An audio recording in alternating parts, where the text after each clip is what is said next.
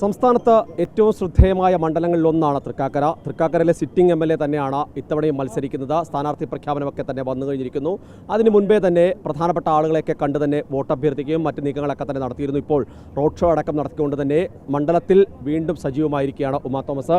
എങ്ങനെയുണ്ട്, എത്രത്തോളം പ്രതീക്ഷയുണ്ട് മണ്ഡലത്തിൽ? അത് സംശയമുണ്ടോ? 100%. ഞങ്ങൾ ടീം UDF ഇപ്രാവശ്യം ഞങ്ങൾ ഭരണത്തിലേറുക തന്നെ ചെയ്യും. ഒരു സംശയമില്ല, തൃക്കാക്കരയായിരിക്കും അതിലൊന്നാമത്തെ സ്ഥാനം.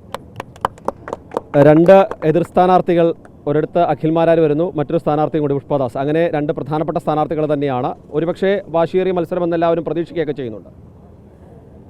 എപ്പോഴും ഇലക്ഷൻ വരുമ്പോൾ എതിർ സ്ഥാനാർത്ഥികൾ ഉണ്ടാവണമല്ലോ, അല്ലെങ്കിൽ ഒറ്റയടിക്ക് അങ്ങ് ജയിച്ചു പോവില്ലേ. അപ്പോൾ സ്ഥാനാർത്ഥികളൊക്കെ ഉണ്ടാവട്ടെ, അങ്ങനെ ഉണ്ടായാലല്ലേ ഒരു മത്സരം ഉണ്ടാവുള്ളൂ.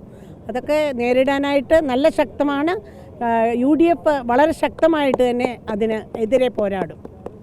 നേരത്തെ ചില പേരുകളൊക്കെ ഒരുപക്ഷെ തൃക്കാക്കരയിൽ ഒരു മാറ്റം ഉണ്ടാവും എന്നൊക്കെ പറഞ്ഞിരുന്നു. പക്ഷേ അത്തരമൊരു ആശങ്ക എന്തായാലും MLAയുടെ മനസ്സിലുണ്ടായില്ലെന്നാണ് ഞാൻ മനസ്സിലാക്കുന്നത്. അപ്പോൾ ഒരു ഉറപ്പ് നേതൃത്വത്തിൻ്റെ ഭാഗത്ത് തന്നെ കിട്ടിയിരുന്നു. ഉറപ്പായിട്ടും ഞാൻ പ്രവർത്തിച്ചത് ഞങ്ങളുടെ ടീം എനിക്കൊരു വീഴ്ച സംഭവിച്ചപ്പോൾ പോലും എൻ്റെ ടീം എങ്ങനെ പ്രവർത്തിച്ചിരുന്നു എന്നുള്ളത് നന്നായിട്ടറിയാം. അതുകൊണ്ട് തന്നെ ഒരു മാറ്റവും ഉണ്ടാവില്ല എന്ന് എനിക്ക് ഉറപ്പുണ്ടായിരുന്നു.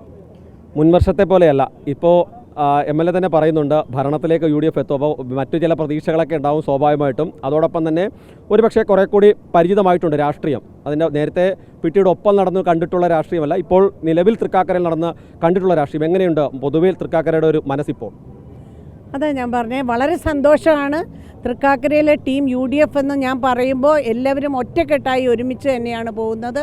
ഞങ്ങൾക്ക് വേർതിരിവില്ലാതെ എല്ലാവരും ചേർന്ന് ഒറ്റക്കെട്ടായി ഒരുമിച്ച് എണ്ണയിട്ട യന്ത്രം പോലെ ഞങ്ങൾ പ്രവർത്തിക്കും. ഒരു സംശയമില്ല. കഴിഞ്ഞ പ്രാവശ്യം നമ്മളുടെ ബൈ ഇലക്ഷനിലൂടെയാണ് നേടിയതെങ്കിൽ ഇപ്രാവശ്യം നേരിട്ടുള്ള ഇലക്ഷനിൽ ഉറപ്പായിട്ടും അതിനേക്കാൾ ഭൂരിപക്ഷത്തിൽ ജയിക്കാനാവും. എന്തായാലും എല്ലാവിധ ആശംസകളും.